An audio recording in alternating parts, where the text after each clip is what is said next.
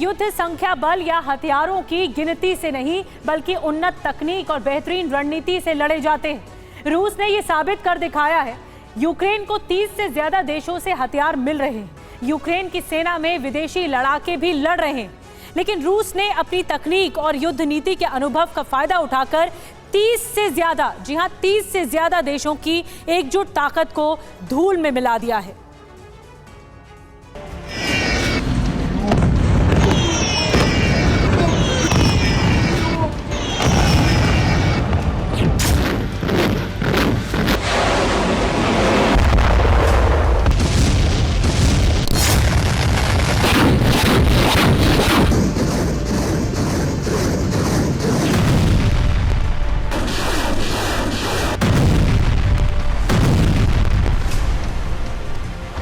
पंद्रह और 16 अगस्त को यूक्रेन में जो विध्वंस मचा, उसकी लपटें बता रही हैं कि पुतिन ने यूक्रेन की भूमि को नेटो के हथियारों का शमशान बना दिया।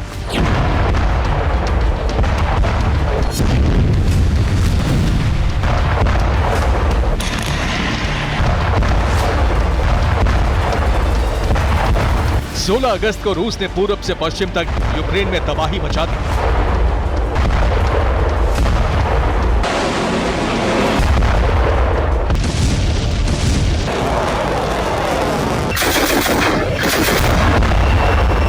इन हमलों के बाद रूस के एक वीवीआईपी ने 4 शब्द कहे।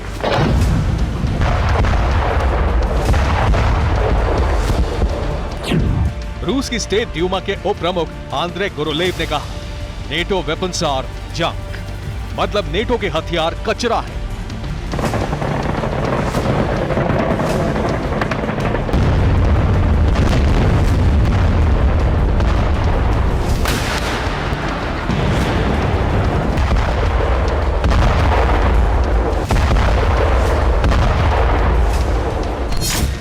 जब आंद्रे गुरुलेव ने यह बयान दिया तब यूक्रेन डोनेट्स्क से पोलैंड तक दहक रहा था।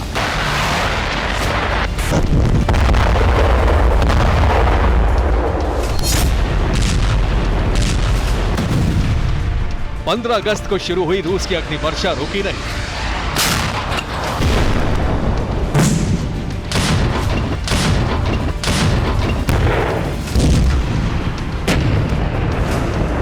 अगस्त की देर रात भी यूक्रेन पर बारूद बरसता रहा।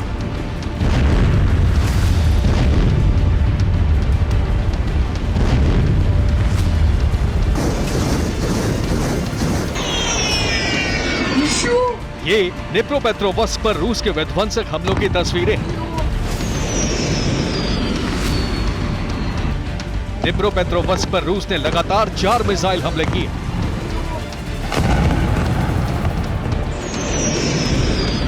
फाइटर जेट के इंजन की तरह गरजती एक के बाद एक मिसाइलें आईं और धमाके होते गए।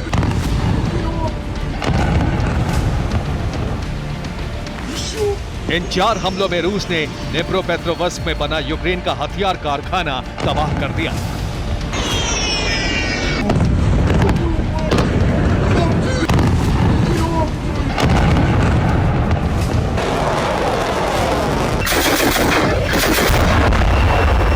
पंद्रह अगस्त की रात रूस ने एक बार फिर ओडेसा के नजदीक डैन्यूब डेल्टा पर बने पोर्ट्स को टारगेट बनाया।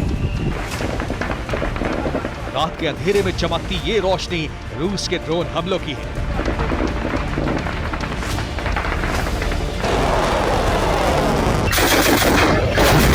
रूस ने ड्रोन हमले से रेनी पोर्ट को तबाह कर दिया, लेकिन इससे पहले जो हुआ वो बहुत खास है।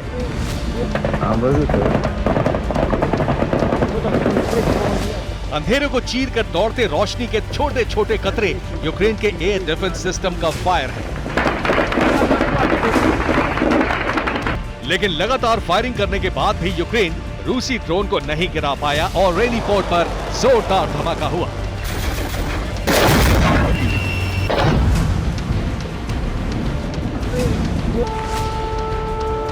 पंद्रह अगस्त की रात ओडेसा, मिकोलेव से लेकर यूक्रेन के कई पूर्वी शहरों में अलर्ट सायरन गूंजते रहे।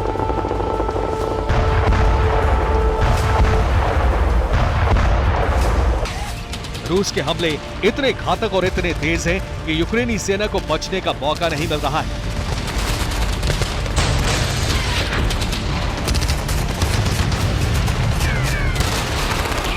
नेटो के एयर डिफेंस सिस्टम 100 में 10 हमले भी नहीं रोक पा रहे।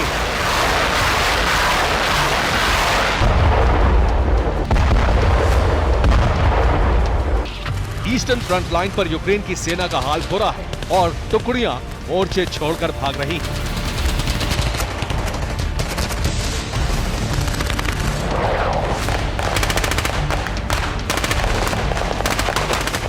रूस ने 2 दिन में इतना बड़ा विध्वंस मचाया है कि यूक्रेन की सेना घुटनों पर आ गई है।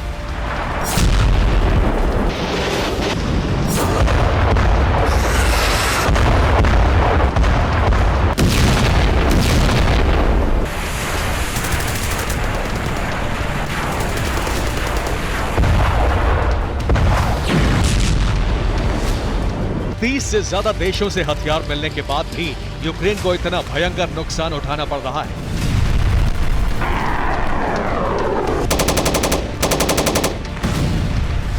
ओडेसा पर रूस 2 दिन से लगातार हमले कर रहा है।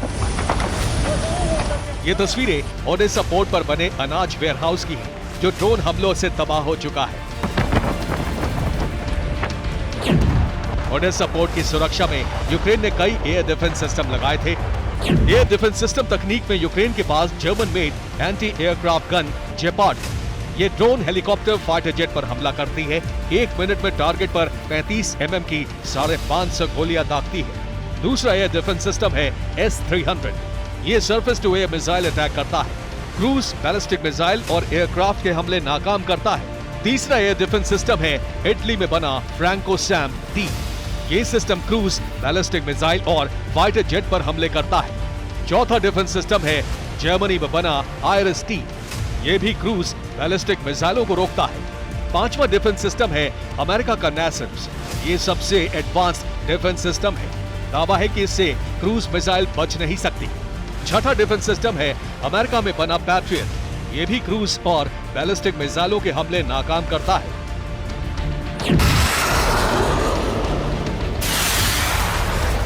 ये ऐसे एयर डिफेंस सिस्टम हैं जिनकी हथियारों के बाजार में धाक है, लेकिन रूस ने इनको ही राख बना दिया है। रूस की कामयाबी के पीछे है रूस की युद्ध नीति और सही वक्त पर सही रणनीति के साथ एडवांस तकनीक का मेल जोल।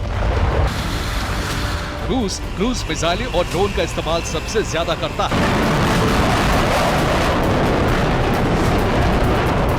हमले से पहले रूस यूक्रेनी डिफेंस सिस्टम की लोकेशन की जानकारी जुटाता है।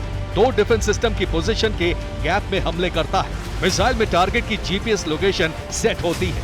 मिसाइल सीधे टारगेट की तरफ चल पड़ती है। लेकिन अब रूस ने मिसाइल तकनीक को अपग्रेड कर दिया है। रूस की मिसाइल उड़ान के दौरान अपना फ्लाइट पाथ बदलती रहती है, यानी नई तकनीक फाइटर पायलट की तरह काम करती है। खतरे का अंदेशा होते ही मिसाइल रूट बदल देती है। खतरे की जद से बाहर आते ही फिर टारगेट की तरफ उड़ने लगती है।